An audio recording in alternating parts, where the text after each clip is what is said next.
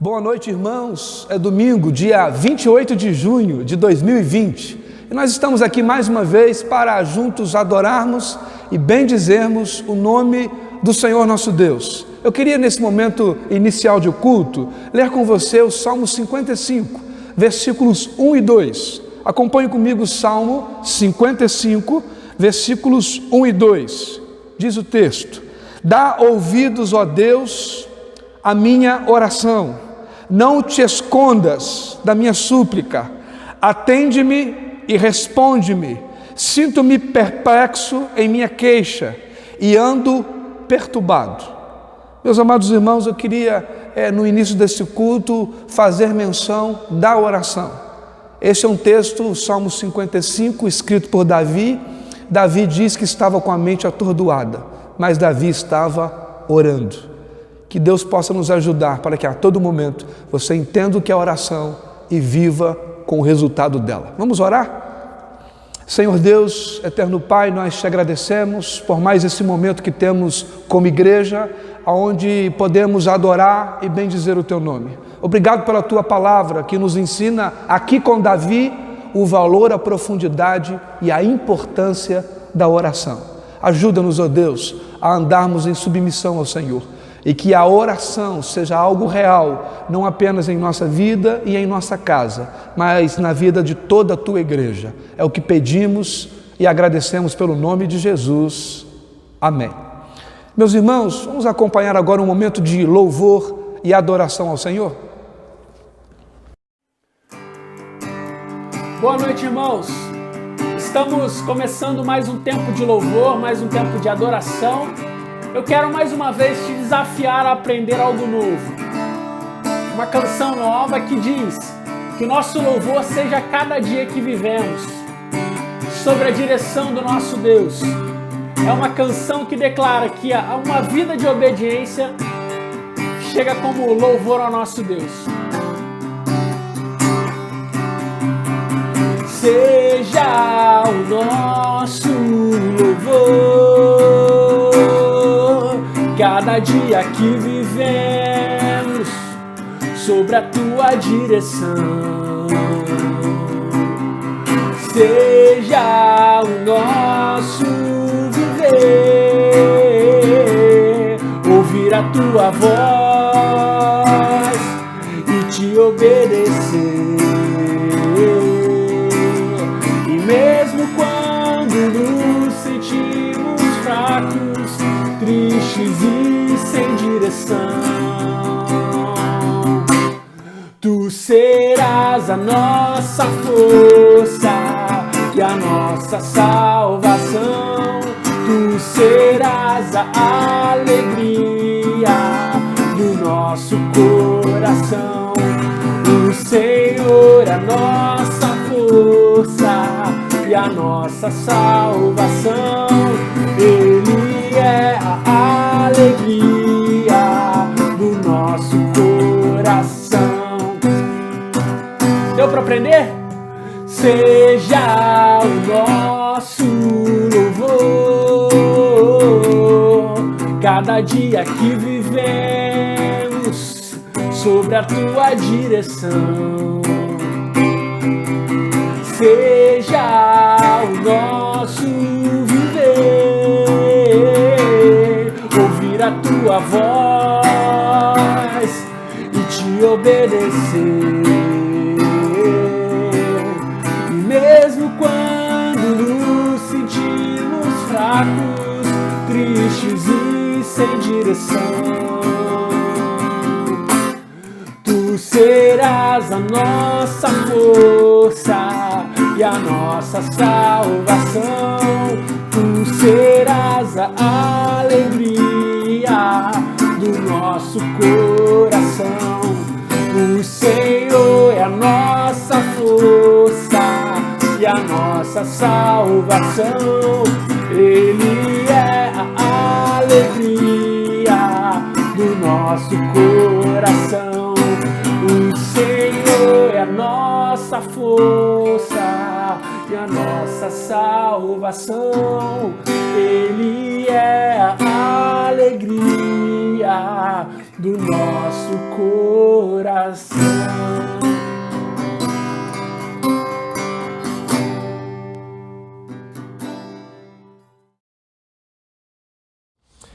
Boa noite, meus irmãos, graça e paz a todos vocês. Para mim é uma alegria poder estar aqui mais uma vez compartilhando uma reflexão na palavra do Senhor, que aí na sua casa, nesse momento em que nós vamos meditar na palavra, que você possa tirar tudo aquilo que desvia a sua atenção e realmente guardar o seu coração para que a palavra possa fazer sentido para você.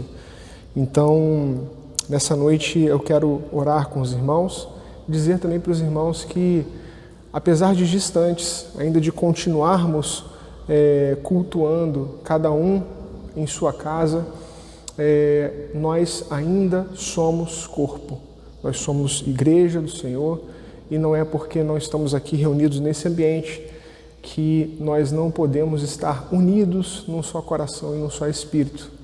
Então, com isso em mente, pense como se você estivesse aqui, nesse mesmo ambiente, ok? Para que a gente consiga se concentrar na mensagem e consiga captar aquilo que a mensagem tem para falar para nós. Amém?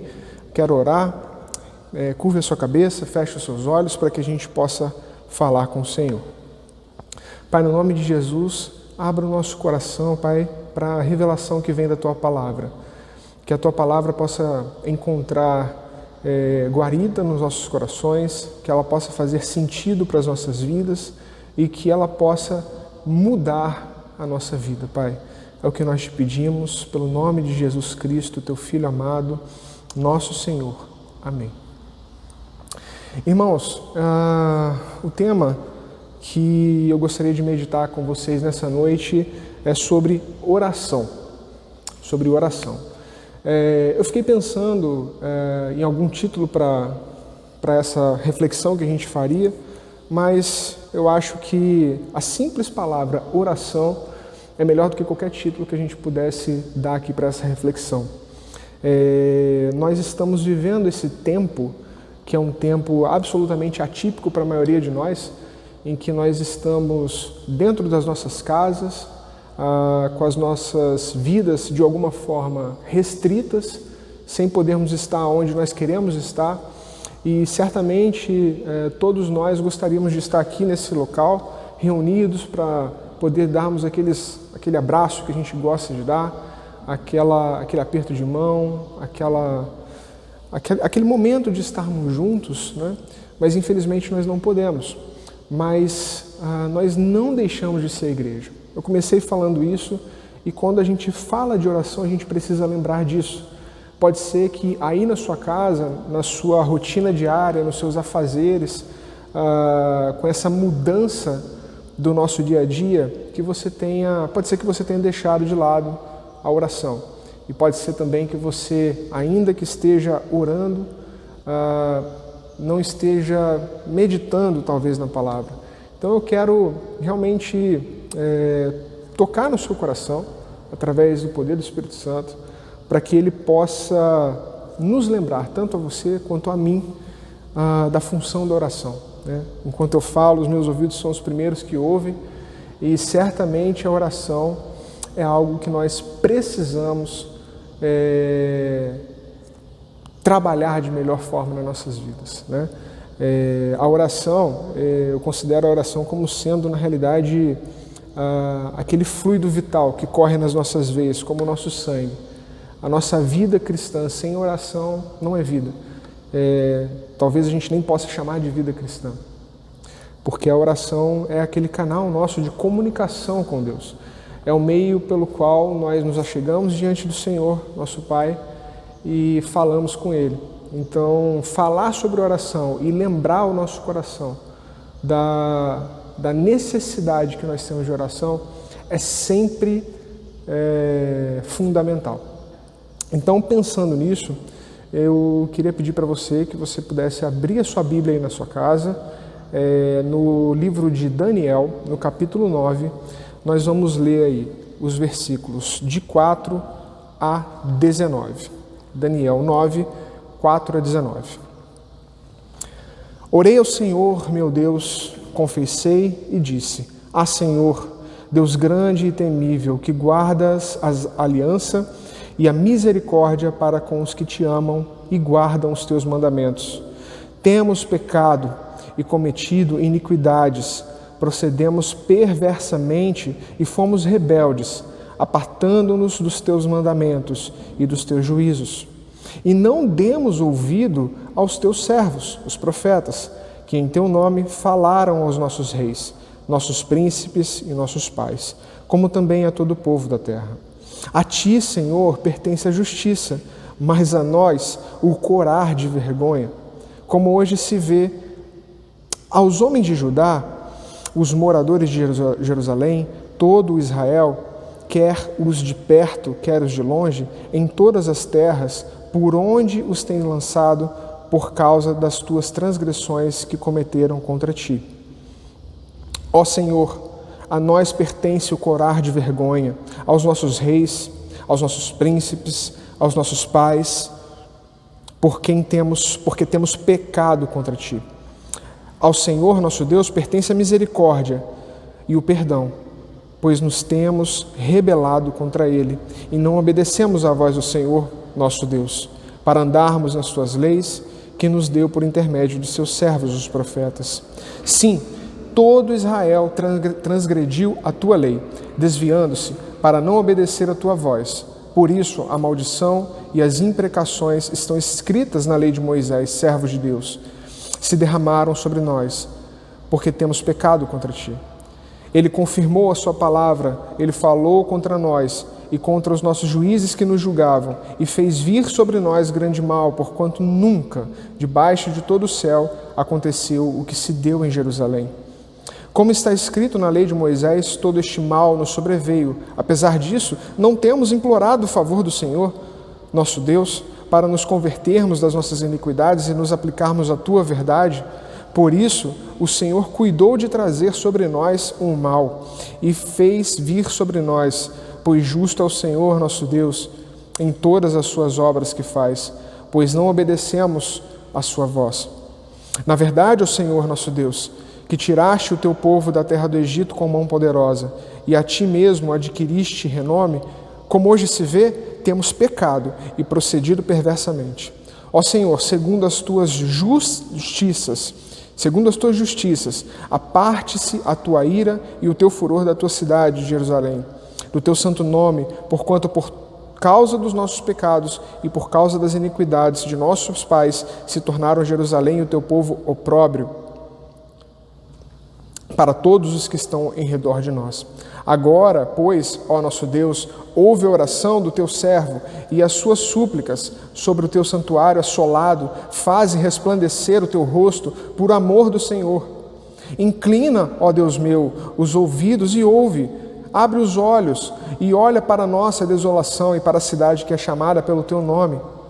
Porque não lançamos as nossas súplicas perante a tua face, fiados em nossas justiças, mas em tuas muitas misericórdias.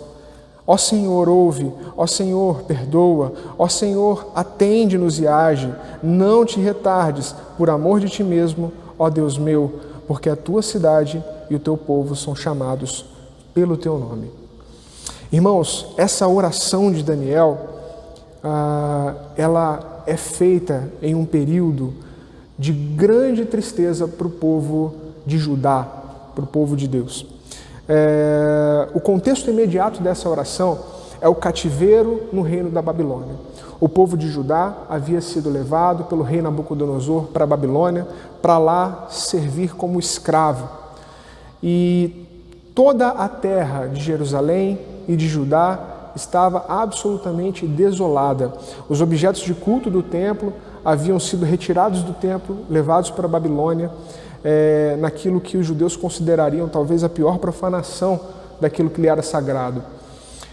E todo esse contexto foi causado por causa dos pecados e da iniquidade do povo. Aquele povo que, apesar de ter a comunhão com Deus, não conseguia obedecer aos mandamentos de Deus, não conseguia cumprir a lei de Deus. Aquele povo que confiava mais no reino do Egito como aquela aliança que poderia os guardar do reino da Babilônia, da invasão babilônica, mas não confiava em Deus. Quando a gente fala de oração, é importante a gente ter em mente aquilo que Daniel falou aqui, porque a nossa oração, ela precisa partir desse princípio. E hoje nós vamos tratar, a partir desse texto, nessa fase introdutória, daquilo que nós devemos ter em mente quando nós pensamos sequer em orar, daquilo que nós devemos ter em mente como cristãos. Nós vamos fazer esse primeiro movimento introdutório a partir desse texto, nós depois vamos fazer um segundo movimento, entendendo qual é o tipo de oração que Deus não deseja que nós façamos. Porque a Bíblia também trata disso. E no último movimento nós vamos falar da oração do Senhor, a oração que é conhecida como a oração do Pai Nosso. E ali nós vamos aprender os princípios pelos quais nós devemos orar ao Senhor. Então, vamos estabelecer as bases, vamos ver aquilo que nós não devemos fazer quando estivermos orando e depois, ao final, vamos ver aquilo que nós devemos ter em mente ao orarmos. Então, dito isso aqui sobre Daniel, o que Daniel fala aqui que pode ser de grande ensino para nós? Ele diz, né, que a nós pertence o corar de vergonha. Ele repete 2 vezes essa expressão durante a sua oração. A nós, seu povo, pertence o corar de vergonha. Ou seja, Senhor, quando nós chegamos à Tua face, os nossos pecados devem deixar o nosso rosto corado de vergonha. Isso por quê? Porque quando lançamos nossas súplicas perante a Tua face, isso Daniel diz ali no versículo 18, nós não fazemos isso fiados em nossa justiça, mas em Tua misericórdia. Ou seja, 2 princípios aqui que nós precisamos entender de forma básica para a vida cristã. Nada que nós fazemos diante de Deus pode ser feito sem que antes a gente entenda. Nós não temos nenhuma justiça perante Deus. Tudo aquilo que nós fazemos de bom diante de Deus é trapo de imundície se nós não fazemos aquilo para a glória de Deus. E Daniel mostra, a nós pertence o corar de vergonha. Os nossos pecados trazem para nós vergonha, e devem trazer mesmo, para que nós possamos entender quem nós somos ao orarmos ao Senhor. Isso vai fazer muito sentido para nós nesse segundo movimento, quando nós formos entender o tipo de oração que Deus deseja que nós não façamos. O apóstolo Paulo chega a citar o Salmo 14, quando ele diz que não há nenhum justo, nenhum sequer, não há quem busque a Deus. Irmãos, a nossa depravação, o pecado, ele nos afetou de tal forma que de maneira natural nós não conseguimos buscar a Deus, nós sequer conseguimos orar. Eu tenho certeza que para você é uma luta orar por 5 minutos que seja, mas eu tenho certeza que é muito fácil você passar 30 minutos, 1 hora, 2 horas na frente de um celular, nas redes sociais, ou vendo TV, ou fazendo uma atividade que possa te trazer algum tipo de lazer. Isso mostra pra gente o quê? Que no tocante a Deus, parece que nós temos uma barreira. O nosso homem interior, se não for renovado, ele não consegue buscar a Deus. E a gente não consegue orar. Então, quando nós chegarmos diante de Deus com a nossa oração, a gente deve ter primeiro isso em mente, que eu naturalmente não consigo sequer orar. João Calvino, no seu livro As Instituições da Religião Cristã, ele dedica um capítulo inteiro só sobre a oração. E lá pelas tantas ele cita 2 regras básicas que nós devemos ter em mente antes de orarmos, que são elas. A primeira, que abandonemos todo o pensamento de nossa glória pessoal, de nossa dignidade pessoal, de toda a autossegurança, rendendo glória ao Senhor em nossa profunda humildade. Ou seja, a gente precisa cair na real. Quem nós somos?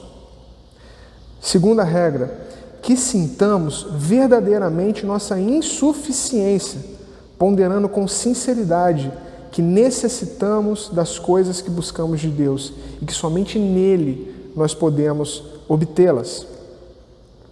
Essas normas aqui, irmãos, elas são encontradas por toda a Escritura. Nós precisamos saber quem nós somos, precisamos estar humilhados diante de Deus e precisamos entender que nós somos insuficientes, nós não somos suficientes em nós mesmos e que nós vamos encontrar em Deus aquele que pode suprir as nossas necessidades. Sabe, irmãos, um dos piores erros, talvez o pior erro de Adão e Eva lá no Jardim do Éden foi de se acharem, de se julgarem autossuficientes. Sabe, talvez o erro deles não seja nem o principal erro, não tenha sido nem o comer do fruto em si. Isso foi uma consequência de, no coração deles, eles se julgarem autossuficientes, de poderem tomar a decisão deles por conta própria, sem Deus. Então essa insuficiência, ela é para nós uma bênção, porque mesmo regenerados em Cristo, a gente precisa ter consciência de que nós não somos autossuficientes, nós precisamos de Deus. E isso é o que nos move, é o que nos impele a orarmos. É isso que acende a chama no nosso coração, quando nós entendemos que nós estamos nesse mundo, sujeito a tantas adversidades, mas que nós temos um Deus que pode suprir as nossas insuficiências. É isso que nos move a oração. E aí nós entramos no segundo movimento, que está lá em Mateus, no Evangelho de Mateus, capítulo 6, versículo 5 a 8. Nós entramos nesse segundo movimento em que nós vamos tratar do tipo de oração que Deus não deseja que nós façamos. Se nós entendemos agora que somos insuficientes e que somos, diante de Deus, dignos da ira de Deus, porque o nosso pecado é isso que ele produz diante de Deus, ele produz morte e ira. Se nós entendemos isso, temos que ter cuidado para orarmos, não cairmos nesse erro. E vamos ler aqui o texto para a gente entender sobre esse tópico. Mateus 6, de 5 a 8. E quando orardes, não sereis como os hipócritas, porque gostam de orar em pé nas sinagogas e nos cantos das praças, para serem vistos pelos homens. E, na verdade, vos digo que eles já receberam a recompensa. Tu, porém, quando orares, entra no teu quarto, fecha a porta, orarás ao teu Pai, que está em secreto, e o teu Pai, que vê em secreto, te recompensará. E orando, não useis de vãs repetições como os gentios, porque presumem que pelo seu muito falar serão ouvidos. Não vos assemelheis, pois, a eles, porque Deus, o vosso Pai, sabe o de que tendes necessidade, antes que lhe peçais. Irmãos, esse segundo movimento mostra para nós dois tipos de oração que, na realidade, talvez se a gente enquadrar como tipos de oração, a gente vai estar diminuindo muito o foco da questão, mas mostra dois comportamentos que eles são muito sutis e que nós estamos muito expostos a cair nesses comportamentos errôneos, que são a oração hipócrita e a oração de vã repetição. Primeiro ponto, ali no versículo 5, a hipocrisia. Irmãos, a palavra hipocrisia, aqui no contexto desse texto que fala sobre oração, primeiramente nós devemos lembrar que, inclusive, esse texto está dentro de um contexto maior, que é o sermão chamado Sermão da Montanha, ou Sermão do Monte, e nesse sermão em que Jesus trata de diversos tópicos da vida no reino, ele vai estabelecer os padrões éticos do reino, aquilo que, como cristãos, nós devemos nos preocupar em fazer, porque o reino tem o seu padrão ético. Então Jesus estabelece nesse sermão diversos padrões, e entre eles ele vai falar dos padrões da oração. Então, quando ele vai tratar aqui, ele vai falar da hipocrisia, é o primeiro tipo de oração rejeitada. E a hipocrisia, para o contexto de Cristo, ela designava, essa palavra ela designava aquela função que é a função dos atores, que sobem num palco para representar uma peça. Então o hipócrita aqui é aquele que julga que o mundo é um palco e que ele está ali para ser visto. Como ele diz aqui, como o Senhor diz, eles gostam de orar em pé nas sinagogas e nas esquinas para serem vistos pelos homens. A oração de hipocrisia é aquela oração em que nós nos preocupamos mais com a opinião do outro, nós nos preocupamos mais em passar aquela imagem de falsa devoção de que somos homens ou mulheres de Deus, do que com o próprio Deus ou do que com o próprio conteúdo da oração. A oração do hipócrita, na realidade, ela é uma oração do ateu, é uma oração daquele para quem Deus não faz a mínima diferença, ele quer mesmo é ser visto. Essa é a oração do hipócrita. Ele não se preocupa com o conteúdo ou em glorificar a Deus, ele quer a glória própria. E é por isso que Jesus diz, ali no final do versículo 5, em verdade vos digo, eles já receberam a recompensa. Que recompensa é essa que eles receberam? Será que eles receberam alguma recompensa do Senhor? Óbvio que não. A recompensa deles é essa vanglória, essa falsa devoção, essa imagem de falsa devoção que é passada. Essa é a recompensa deles. Puramente humana, perecível, sem qualquer valor diante de Deus. Então, quando nós oramos, a gente tem que ter cuidado com isso. Quando nós queremos orar uns pelos outros, por que nós queremos fazer isso? Veja, o que Jesus condena aqui não é a oração em público, não é a oração em lugares públicos. O que Jesus condena aqui é o coração que quer buscar para si a glória e não a glória do Senhor. O pecado não é orar em público, o pecado é orar em público para se fazer visto. Essa é a oração hipócrita. Mas veja, essa oração hipócrita ela também pode ser feita no particular. Ela pode ser feita no particular na medida em que, por exemplo, existe um exemplo que o Dr. Martin Lloyd-Jones dá sobre isso, de alguém que tem um horário específico para fazer as suas orações todos os dias na sua casa. E de repente ele se retira, vai em secreto, estou indo fazer a minha oração. Ou aquela pessoa que está em jejum e aí fica soltando aos 4 ventos que ela está em jejum. Isso tudo faz parte de uma falsa devoção, a devoção que busca glória própria. Jesus segue falando aqui no versículo 6, tu, porém, quando orares, entra no teu quarto e fecha a porta, orarás ao teu Pai, que está em secreto, e o teu Pai que vê em secreto te recompensará. Jesus está dizendo aqui para a gente que a gente só pode orar dentro do quarto? Não. O que ele está querendo ressaltar aqui, nesse ponto, é a intimidade com Deus. Nós, quando orarmos, devemos ter em mente que falamos com Deus. Nós não falamos a homens, falamos a Deus. E o secreto é o nosso coração. O secreto não é só um lugar. Então, nós podemos orar como hipócritas em secreto, se queremos que todo mundo saiba que nós oramos em secreto para alimentar uma devoção, ou podemos orar como os hipócritas na presença de várias pessoas, em público, quando queremos ali passar essa falsa imagem de devoção. Então, essa é uma oração que nós temos que correr dela. A gente não pode cair nesse erro.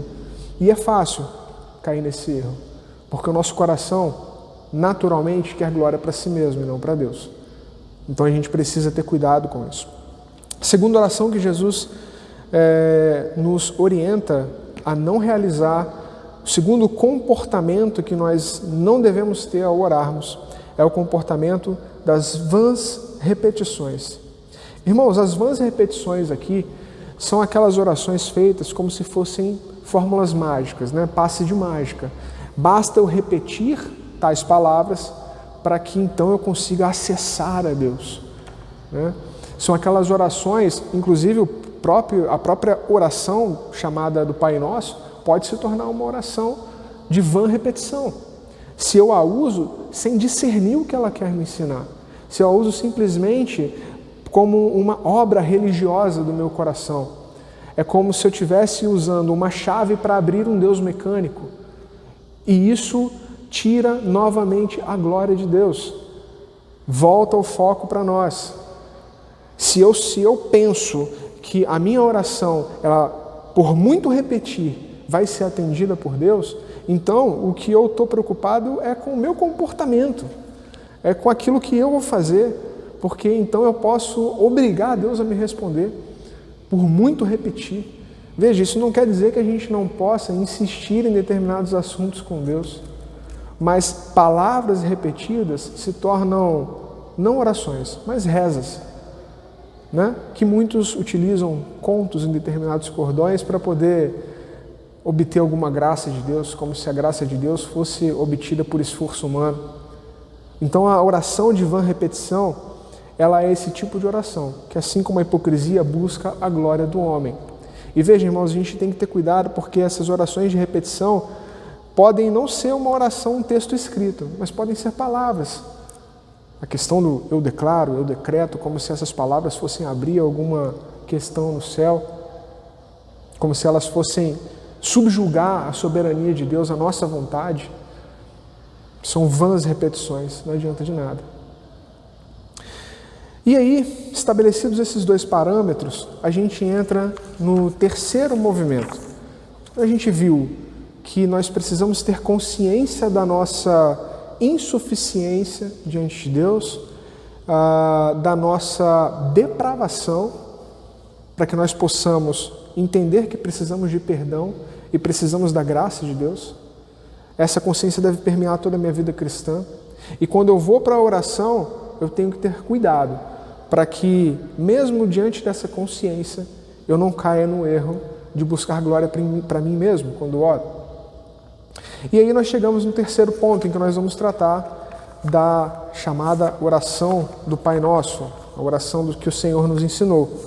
Ela está lá em Mateus, próximo versículo aí, Mateus capítulo 6, versículos 9 a 13, e eu vou ler com os irmãos. Portanto, vós orareis assim: Pai nosso que estais no céu, santificado seja o teu nome. Venha o teu reino, faça-se a tua vontade, assim na terra como no céu. O pão nosso de cada dia, dá-nos hoje, e perdoa as nossas dívidas, assim como nós temos perdoado aos nossos devedores. E não nos deixes cair em tentação, mas livra-nos do mal, pois teu é o reino, o poder e a glória, para sempre. Amém.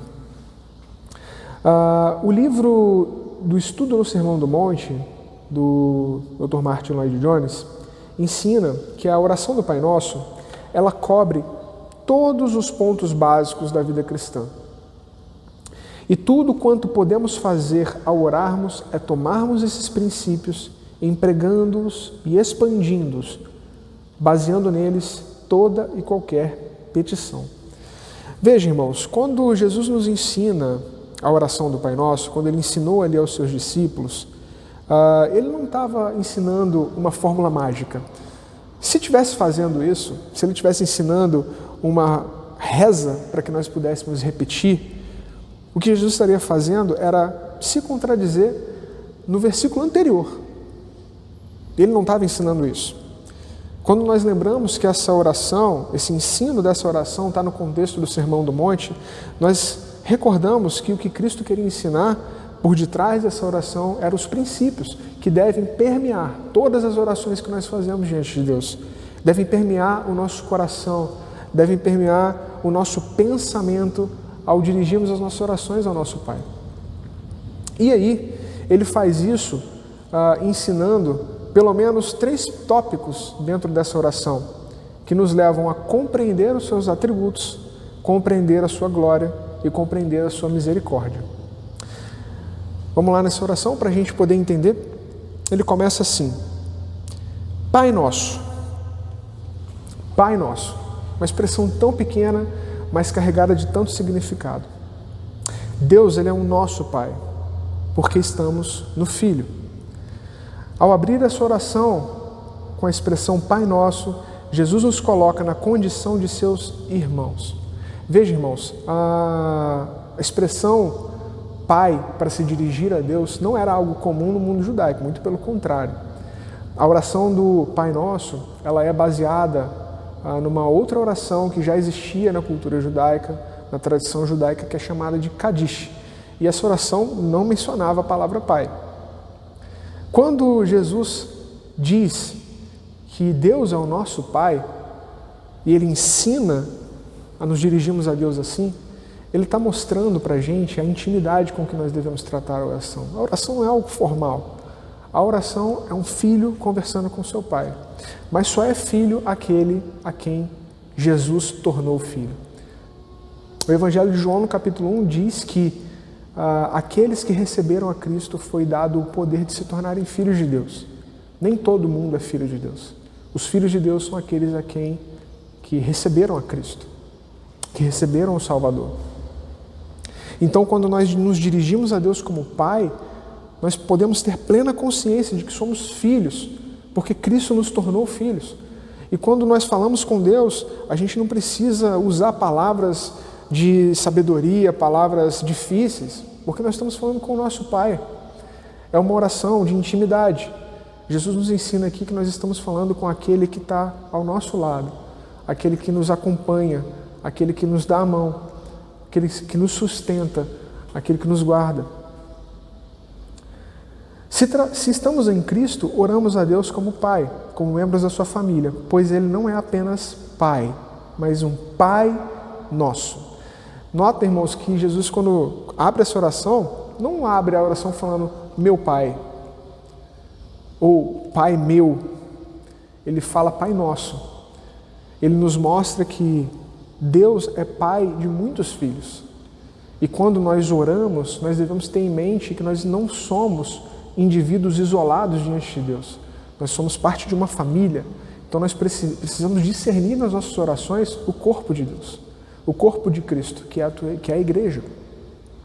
Então é muito importante que a gente lembre que Ele é Pai, mas é o Pai nosso, de todos nós, daqueles que estão em Cristo. E Ele continua, que estás no céu. O que Ele quer dizer com que estás no céu? Será que Deus está no céu e não aqui? Será que Deus está lá numa constelação distante, mas não aqui? Não é isso que o Senhor quer dizer. O Senhor diz que Deus, apesar de ser o nosso Pai, Ele é aquela majestade criadora, divina, que habita nas regiões celestiais. Isso fala para a gente do atributo de Deus. Fala para a gente de quem Deus é. Ele é o nosso Pai, mas também é o Senhor de todo o universo. Então, quando nós oramos a Deus, nós precisamos entender que Ele é Pai, mas Ele também é Senhor de todo o universo. E por isso, ao orarmos a Ele, nós precisamos ter diante de nós a figura de Cristo. Porque como pecadores nós não podemos chegar diante de Deus sem Cristo. É Cristo quem abre o acesso ao Pai, pela justiça que Ele conquistou para nós. E aí Ele continua, o Senhor continua, santificado seja o teu nome. A partir daqui nós vamos compreender a glória de Deus. Santificado seja o teu nome. O que pode tornar o nome de Deus mais santo? Será que Jesus estava dizendo aqui que havia algo que nós poderíamos fazer que poderia tornar o nome de Deus mais santo? Será que nós podemos santificar o nome de Deus? Não tem nada que possa tornar Deus mais santo. Ele é a fonte de toda a santidade. A expressão usada por Cristo, na verdade, compreende outra via, a de que reconheçamos a santidade e os atributos de Deus em nossas vidas, para que o nome dele seja para nós santo, precioso e bem de maior valor. Então, quando Cristo diz que santificado seja o teu nome, Ele está dizendo para a gente o seguinte: em nossas vidas, o nome de Deus deve estar em mais alta estima. Então, é isso que Deus nos ensina aqui. E aí nós vamos para o tópico, venha o teu reino. Isso significa que o nosso próprio reino de cartas está arruinado. Se Jesus nos ensina a pedir pela vinda do reino do Senhor, Ele precisa encontrar em nós servos que esperam essa vinda. Alguém que não está sentado no trono do rei, como rei da própria vida. Nós não somos reis da nossa própria vida. O nosso reino é uma casa de cartas. Ela pode cair a qualquer momento. Então o Senhor nos ensina a pedir a vinda do reino dEle. Aquele reino que já se faz presente quando estamos em Cristo, mas que ainda virá em glória quando Cristo vier nos buscar, quando nós viermos estar com Ele. Só há espaço para um rei na nossa vida. E esse rei deve ser o Senhor, porque Ele não divide a sua glória com ninguém. Faça-se a tua vontade, assim na terra como no céu. Nós chegamos nesse tópico aqui. Será que nós precisamos pedir a Deus que Ele faça a vontade dEle Será que ele depende da nossa vontade para fazer a vontade dele? O que Jesus nos ensina aqui é o seguinte: a vontade de Deus, ela é feita tanto na terra como no céu, porque Deus é soberano sobre todas as coisas. Anjos e homens, todos fazem exatamente aquilo que é a vontade de Deus, aquilo que Deus estabeleceu. Mas isso não significa, nas palavras do João Calvino, simplesmente que Deus esvazia ou invalida os nossos afetos, as nossas vontades, que guerreiam contra a sua soberana vontade, mas ao contrário, Ele cria em nós novos corações após haver extinto os nossos velhos. Então, quando nós oramos ao Senhor, faça a tua vontade, Senhor, o que nós estamos pedindo é basicamente, cria corações novos, Senhor, capazes de te obedecer, porque não é pela força humana que nós vamos fazer a vontade de Deus, mas é pelo milagre da regeneração dos nossos corações, que nós vamos desejar cumprir de forma irresistível a vontade de Deus. E aí a gente vai entrando na reta final, em que Jesus nos ensina, através da oração do Pai Nosso, a compreender a sua misericórdia. Ele fala: o pão nosso de cada dia dá-nos hoje. Irmãos, orar pelas nossas necessidades é algo plenamente justo diante de Deus. A gente não precisa ter preocupação com relação a isso. Mas Deus conhece as nossas necessidades. Aliás, Ele conhece aquilo que nós precisamos, mesmo quando aquilo que nós pedimos é diferente daquilo que nós precisamos.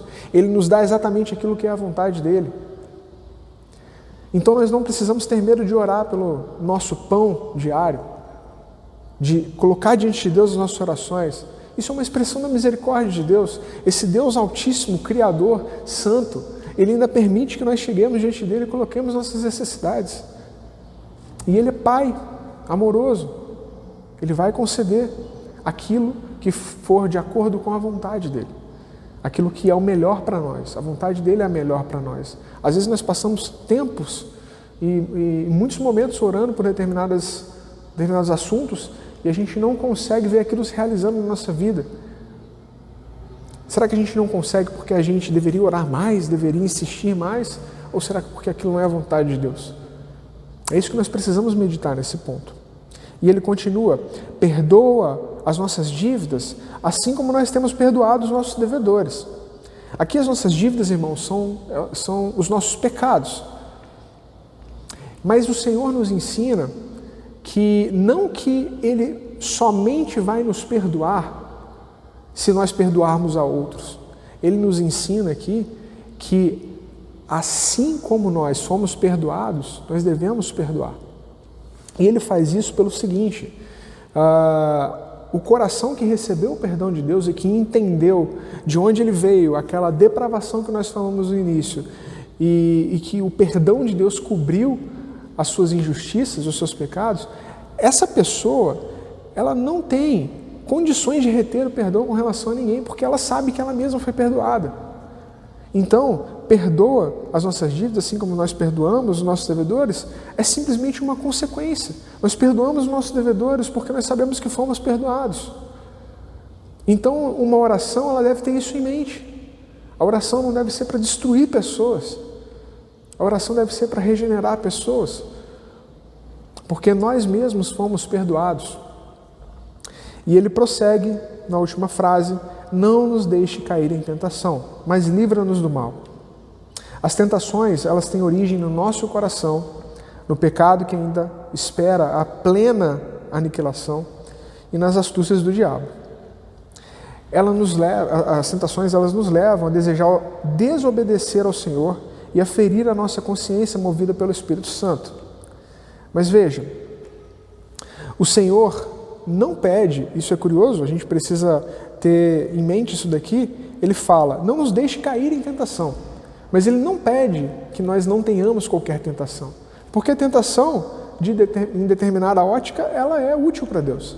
Se eu sou tentado e diante daquela tentação eu consigo vencê-la pelo poder do Espírito Santo, naquele momento eu fui aprovado. Então, Deus permite que haja tentações, mas como Ele diz em outro lugar, com a tentação Ele dará o escape. Então, nesse mundo, nós vamos ter tentações. Mas nós precisamos entender que o cair na tentação depende de como o nosso coração está. Nós estamos confiantes no Espírito Santo, sabemos que Deus está presente em todo momento nas nossas vidas, sabemos quem Ele é, sabemos que Ele pode nos ajudar, nos dar força. Se nós sabemos disso, dificilmente nós vamos cair. Podemos cair, vamos encontrar um Deus misericordioso, pronto a nos perdoar.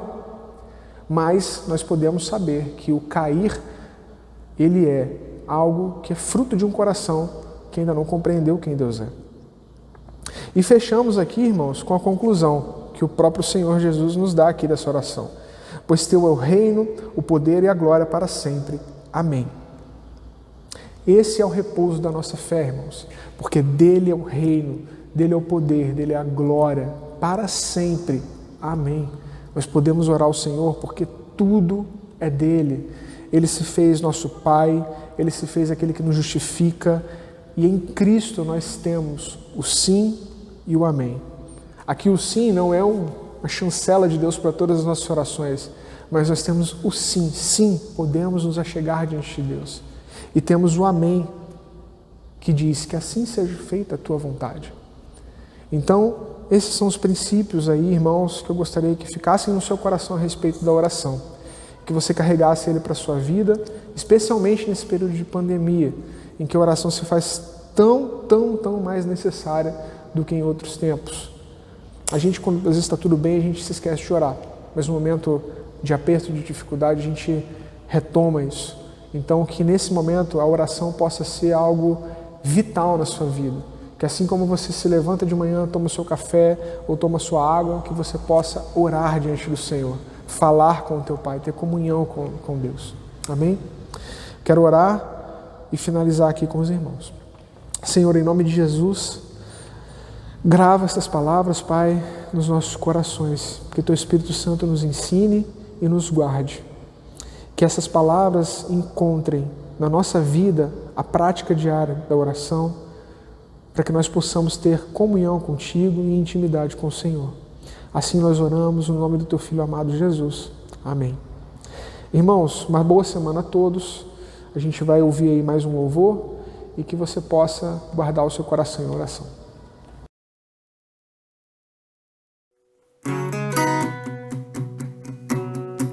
E aí, meu irmão, você se considera um adorador? Como é que tem sido a sua adoração nessa quarentena? Você tem feito... A sua vida tem sido de um adorador por excelência? Essa canção fala de um estilo de vida e ela nos convida a ser um adorador por excelência. Quero dar o melhor de mim. Quero oferecer sacrifício de louvor. Quero ser bem mais do que já sou, um adorador por excelência me tornar.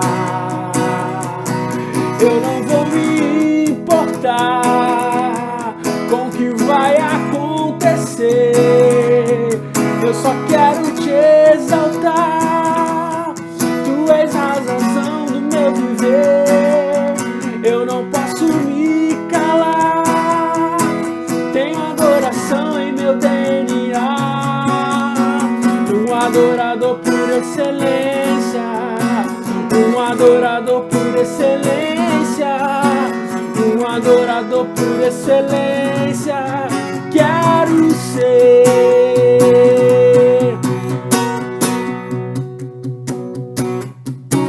quero dar o melhor de mim. Quero oferecer sacrifício de louvor. Quero ser bem mais do que já sou, um adorador por excelência me tornar. Eu não vou me importar com o que vai acontecer,